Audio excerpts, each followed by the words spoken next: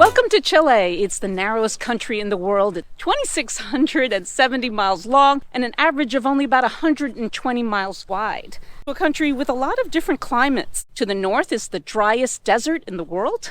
To the south, it's glaciers. And here in central Chile, it's got a Mediterranean climate. So not too cold and not too hot. Perfect for wine brewing.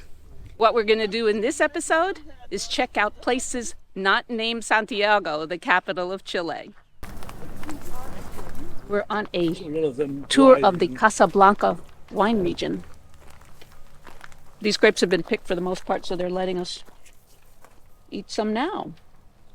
Pinot Noir grapes. If you're out wine tasting in the Colchagua region, check out the museum. It's worth going to. It talks about the history from prehistoric to today. I think this is my favorite exhibit. They were here about 11,000 years ago. They're a couple. The guy is 18, give or take, and the woman is 35, the original cougar. I have a thing about bears. So this guy, he's a megatherium. He's a descendant of a sloth. I don't know how huggable he is, though. Cool part about this museum, there are not a lot of people. Everything's in Spanish, but we have Google Translate to help us out. Here we have the Chinchorros. These are mummies that are older than the Egyptian mummies. No calculator, no problem. You got some rope, that's all you need. That's how they counted things, kept inventory, that kind of stuff. What museum about Chilean history doesn't have what happened here with the Spaniards in the late 1500s? The Spanish conquerors wanted to evangelize or convert the local Indians to Catholicism. There's a whole section in the museum about religion. And to top it all off, there's an incredibly interesting area here called the modern section, I guess is what it's called.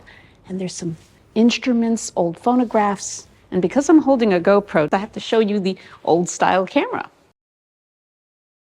And there's a huge exhibit about what happened in 2010 when 33 Chilean miners were trapped 700 meters below the surface. We are in Valparaiso. It's known as the Jewel of the Pacific, as well as Little San Francisco. It was a major port for centuries until 1914 when the Panama Canal opened. Sailors, especially the ones going around the southern point of South America, preferred this port over many others. This is the center of a lot of earthquakes in 1906 and 2010. So a lot of the buildings have been reconstructed. Not a lot of the old European architecture, but you still see some around. There are dozens of hills here in Valparaiso. One way to get up them is through these ascensors or elevators, outdoor elevators. These are steep. Oh, yeah. What? Valparaiso is now known more for its street art. There are 42 hills called Cerros, and we're on Cerro Alegre. As you can see, the street art is pretty prevalent here. It's only been around since about 1990 because before then, the art was banned by the dictator Pinochet. And if you're into Instagram, you probably have a year's worth of content. This looks hard.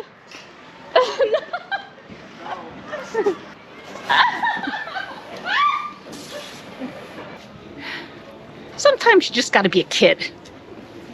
There's art for all interests. For me, it's the piano. I love playing the piano. And as you can see, there's this really cute picture of a woman playing a piano. And I'm going down the piano steps. I don't know if you can see it behind me. See? Piano steps.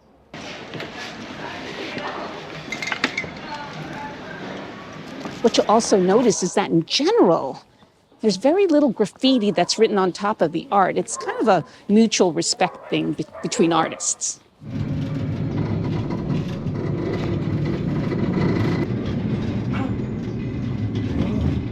We're in the little town called Pomaire, and they're known for its pottery. The specialty here in Pomaire are Chanchitos, or little pigs. You're supposed to give them to your friends and family for good luck.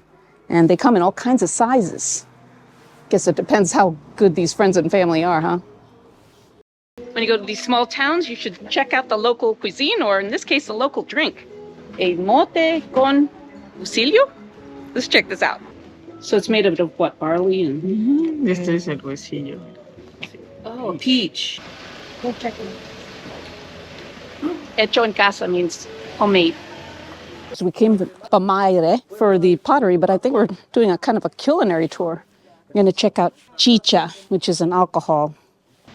It's the Muscatel grape in this case, and it's starting to ferment, but not quite there yet. So what's great about this area, you feel like you're authentically in Chile. The prices are really good. Get ceramics and whatnot, and they're really cute, but sadly they're heavy. And you can't put it in your checked luggage, or if you do, you're gonna get one piece, so what do you pick? As we walk around, a lot of the stores are closed. Apparently, it's mostly open on the weekends. So if you want quiet, come on the weekday, but if you want a bigger selection, come on the weekend.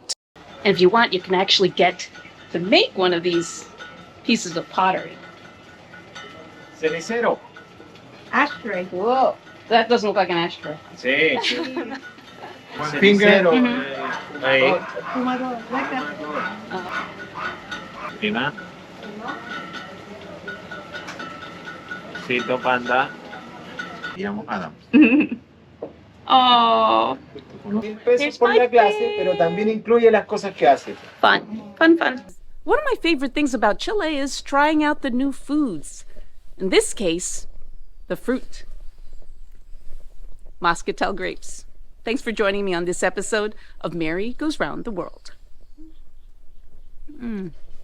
Here's my tip if you're going to a foreign country and you don't understand the language and all the exhibits are in a foreign language. Just use Google Translate and it'll convert it to whatever language that you're comfortable in.